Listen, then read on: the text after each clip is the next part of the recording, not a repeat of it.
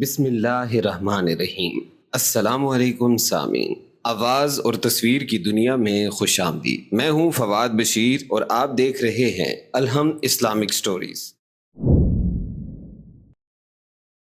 سامعین محترم، نبی کریم صلی اللہ علیہ وآلہ وسلم کا نسب مطہر تمام دنیا سے زیادہ شریف اور پاک ہے، اور یہ وہ بات ہے کہ تمام کفار مکہ اور آپ کے دشمن بھی اس بات سے انکار نہ کر سکے۔ حضرت ابو سفیان رضی اللہ تعالیٰ عنہ نے بحالت کفر شاہ روم کے سامنے اس کا اقرار کیا، حالانکہ وہ اس وقت چاہتے تھے کہ اگر کوئی گنجائش ملے تو وہ آپ صلی اللہ علیہ وآلہ وسلم پر عیب لگائیں۔ آپ صلی اللہ علیہ وسلم کا نسب شریف والد ماجد کی طرف سے کچھ یوں ہے: محمد بن عبداللہ بن عبد المطلب بن ہاشم بن عبد مناف بن قصا بن کلاب بن مرہ، اور اسی طرح آپ کی والدہ ماجدہ کی طرف سے آپ کا نسب کچھ یوں ہے: محمد بن آمنہ بنت وہب بن عبد مناف بن زہرہ بن کلاب۔ اس سے معلوم ہوا کہ کلاب بن مرہ میں آپ کے والدین کا نسب جمع ہوتا ہے۔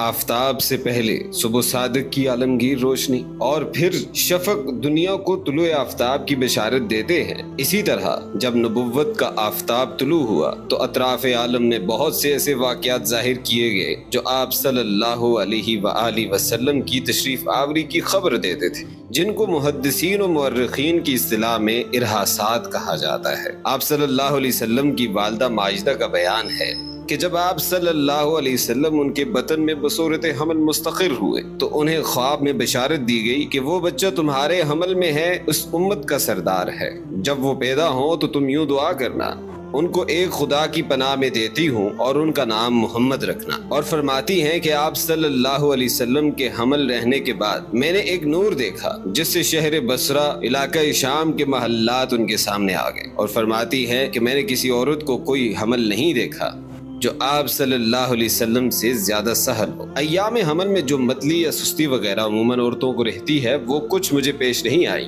ان کے علاوہ اور بہت سے واقعات رونما ہوئے جو اس مختصر سی ویڈیو میں بیان کرنا مشکل ہے، اور اس بات پر جمہور کا اتفاق ہے کہ آپ صلی اللہ علیہ وسلم کی ولادت باسعادت ماہ ربیع الاول میں اس سال ہوئی تھی جس سال میں اصحاب فیل نے بیت اللہ پر حملہ کیا اور خداوند عالم نے ان کو ابابیل یعنی چند حقیر جانوروں کی ٹکڑیوں کے ذریعے شکست دی، جس کا اجمالی واقعہ قرآن عزیز میں بھی موجود ہے، اور در حقیقت واقعہ فیل بھی آپ صلی اللہ علیہ وسلم کی ولادت باسعادت کی برکات کا مقدمہ تھا۔ جائے ولادت وہ مکان ہے جو بعد میں حجاج کے بھائی محمد بن یوسف کے ہاتھ آیا تھا۔ بعض مورخین نے لکھا ہے کہ واقعہ فیل 20 اپریل 571 عیسوی میں ہوا، جس سے معلوم ہوا کہ آپ صلی اللہ علیہ وسلم کی پیدائش حضرت عیسیٰ علیہ السلام کی پیدائش سے 571 سال بعد ہوئی۔ امام حدیث ابن عساکر نے کچھ یوں مجمل تاریخ لکھی ہے کہ حضرت آدم علیہ السلام اور حضرت نوح علیہ السلام کے درمیان 1200 برس کا فاصلہ ہوا، اور حضرت نوح علیہ السلام سے ابراہیم علیہ السلام تک 1142 سال کا، اور حضرت ابراہیم علیہ السلام سے موسیٰ علیہ السلام تک 565 برس کا، اور موسیٰ علیہ السلام سے داؤد علیہ السلام تک 572، اور داؤد علیہ السلام سے عیسیٰ علیہ السلام تک 1356، اور عیسیٰ علیہ السلام سے خاتم الانبیاء رسول صلی اللہ علیہ وآلہ وسلم کے درمیان 600 برس کا فاصلہ گزرا ہے، اور اس حساب سے ہمارے رسول مقبول صلی اللہ علیہ وسلم تک 5020 سال ہوئے، اور حضرت آدم علیہ السلام کی مشہور قول کے مطابق 40 کم 1000 سال عمر تھی۔ اس لیے آدم علیہ السلام کی دنیا میں تشریف لانے سے تقریباً 6000 سال یعنی 7000 سال میں حضرت خاتم الانبیاء رونق افروز ہوئے۔ الغرض، جس سال اصحاب فیل کا حملہ ہوا اس کے ماہ ربیع الاول کی 12ویں تاریخ روز دوشنبہ دنیا کی عمر میں ایک نرالا دن تھا کہ آج پیدائش عالم کا مقصد لیل و نہار کے انقلاب کی اصل غرض،